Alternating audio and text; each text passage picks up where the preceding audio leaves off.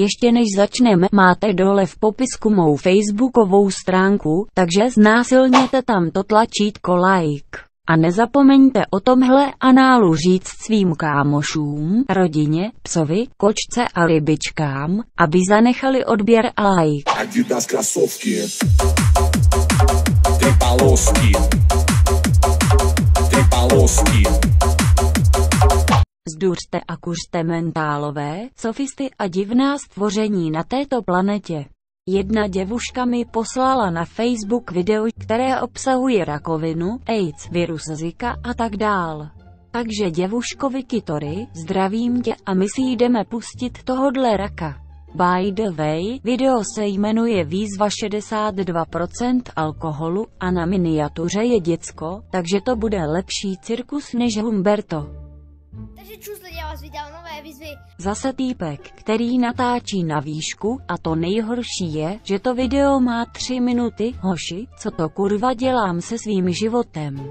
Radši nás nevítej a to video smaž, protože to kdyby viděli rodiče, tak by asi oni dělali výzvu 62% alkoholu, protože budou litovat toho, že tě neutřeli do ručníku. A dneska vám ukážu speciální výzvu. Speciální výzvu, to už si jak datel a jeho speciální videa, která jsou vždycky, už jenom stačí žebrat asi úplnej datel aka vrabec. Tato lahvička Tato lahvička je ze skla děcka, kdybyste nevěděli. je toto. Počkejte chvíli. Je vlastně toto. Je tam 62% alkoholu. To se máš čím chlubit ty vole, bez tak tam máš kofolu a děláš, že to je alkohol. A já to budu mít problém spořádat. A když to nedám, tak si vypiju toto. Píčo, že ty ses už trochu napil, hýbeš se jak kolotoč. Je to citron Citron vypovídá velikosti tvého mozku. a ještě si do toho přijdu tam ten zbytek a musím to vypít. A jak to bude chutnat? Ty vole, on je fakt nějakej opilej nebo zhulenej a můžete mi vysvětlit ten střih? Ty vole, takový střih nemá ani Hollywood. Takže jdeme na tadyto a i můj brácha to těžko spořádal. Pičo, co tvůj brácha těžko spořádal, nevím co k tomu říct. Voní to teda nemoc pěkně. Co to je za smysl? Místo aby řekl, že to smrdí, tak řekne voní to teda, nemoc pěkně, kámo, ty už máš zajištěnou maturitu z češtiny. To je prdel, všimněte si, jak se podíval z okna, jestli náhodou rodiče nepřišli z práce. Takže to je jedno teď. Co je jedno, možná tvoje IQ, ale jinak nevím. 3, 2, 1.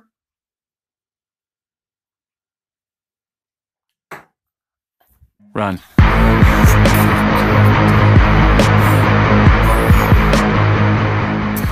To je debil ty vole, už jsme viděli celý jeho barák, normálně takový house tour.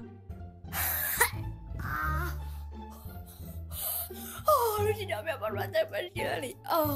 To jako měl být orgasmus, nebo se transformoval na zombie.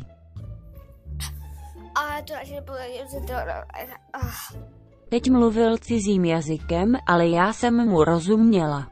V překladu to znamená, jsem dement, dejte bohyně Sofa odběr a like.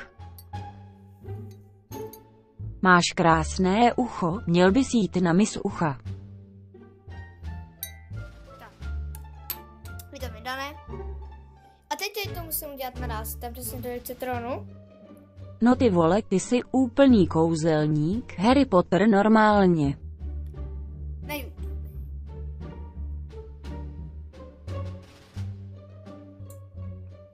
Měl jsi připít na svoji mentalitu a ne na YouTube.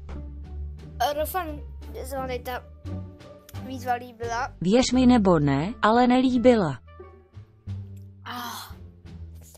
Jo, a napil jsem se toho ty citronový šťávy protože jsem to vypil. Napil jsem se, protože jsem to vypil, co to je kurva za logiku? Tak, čus, pokud se vám video líbilo, tak dejte tak. Pokud se nám líbilo, tak co? Hele ty vole, mluv normálně kurva. A v nejlepším dislike, teda v nejhorším dislike a v nejlepším nejlepší mi to byl odběr. Tak ču. Kurva, do píče, to je sračka, do prdele, hovno, kokot, čurák. Promiňte za můj spisovný slovník, bohužel nechápu, jak tohle může být na YouTube, proč nejsou na YouTube nějací pracovníci ze sociálky, kteří by udělali normálně úklid. Buď je tento potrat aka postižená spermie dobrý herec nebo je úplný dement.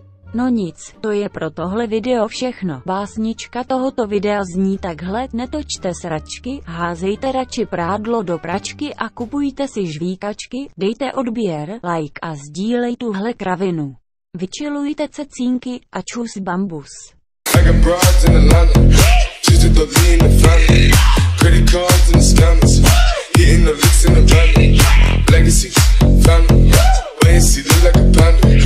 Going out like a Montana, 100 killers on the helmets.